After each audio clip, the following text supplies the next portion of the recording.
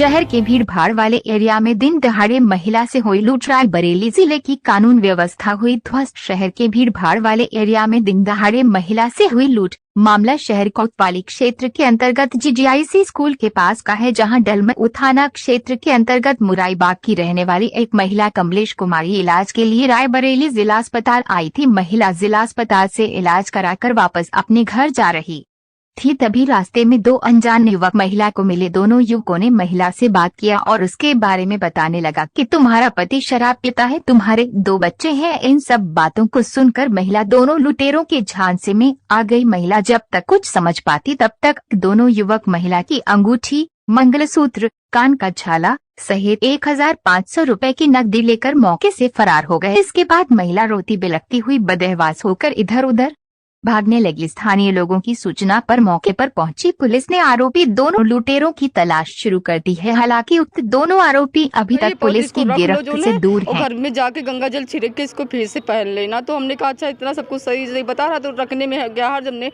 और ऐसा हमारा दिमाग हो गया कि हम उतार के रखते चले गए अपनी जेब। तो हमने उस पर्स को अपनी मुट्ठी में ले लिया। आपको कुछ सुझाया नहीं, उसने हमको उसके बाद हमने मुट्ठी में लिया तो हम चलने लगे। हमने सोचा चले तो कहते हमारी क्या हुआ है आज? मेरे साथ लूट पार हुई है। क्या कैसे क्या हुआ? हम जा रहे थे, दवा लेने आए थे जिला अस्पताल, अल्ट्रासाउंड कराने, दवा हो गई। हम जा रहे थे घर, इसी जगह से टेम्पो देखते हुए जा रहे थे कि कोई मुराईबाग का टेम्पो मिल जाए तो हम बैठ ले। तो गेट के सामने एक लड़का खड़ा था, उसने हमको रोका, फिर हमने पीछे मुड़कर देखा, फिर हम चल दिए। फिर वो आगे आया, कहता दीदी रुक जाओ बहन रुक जाओ, हम हरिद्वार से आए हैं, भूखे प्यासे हैं।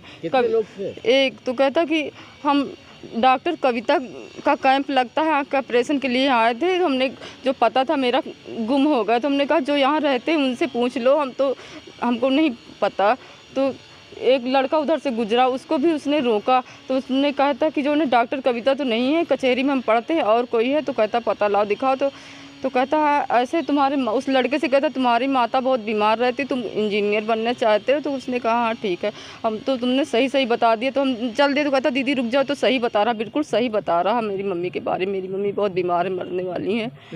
तो हम रुक गए। तो कहता कि तुम्हारा पति शराब पीता, बहुत परेशान करता है, और बच्चों बता दी कि तुम्हारे 2 बच्चे हैं, एक 10th में पढ़ता है, एक बार। तो हमने कहा सही। तो कहता तुम पूजा करती हो दुर्गा माता सब बोले। तो हम रुक गए, हमको थोड़ा सा लगा कि ये ऐसा बता रहा। तो कहता कि 45 किलोमीटर दूर घर है। हमने कहा, तो कहता कि बुरा ना मानो, हमने तुमको बहन कहा है, भूखे प्यासे हैं, मेरे थोड़ी 51 कदम मेरे साथ चलोगी। तो हमको घर जाना था। तो हम चल दिए और उस जगह गया। तो उस लड़के से कहता कि तुमको दर्शन करने हैं और हाथ में मुट्ठी बंद कर लो, कदम चलो कुछ, और जो पैसे वो जेब से निकालो। उसने 5000 रुपया निकाला, हमको दे दे। तो हमने कहा भैया तुम पहचानते नहीं, हमको पैसे क्यों? कहता दीदी पकड़ो तो पकड़ो।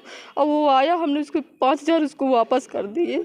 तो हम अपने घर की दौड़ फिर चल दिए। तो कहता रुको दीदी तुम्हारी सारी दिक्कत दूर हो जाएगी, क्योंकि हमको रुपया पैसा कुछ नहीं चाहिए, जो पहनने हो इसको उतार के अपने पर्स में रख लो। कान के थे, अंगूठी थी, मंगलसूत्र, सबसे ज़्यादा मेरी अंगूठी और कान को। जो पैसे थे 2500 की दवा थी। तो हमने सोचा दवा महंगी, हम अगले दिन ले लेंगे। जो अस्पताल से दवा मिली वही लिए। तो 15-16 लगभग पैसे थे। और पहचान लेंगी दोबारा आने पे? हाँ।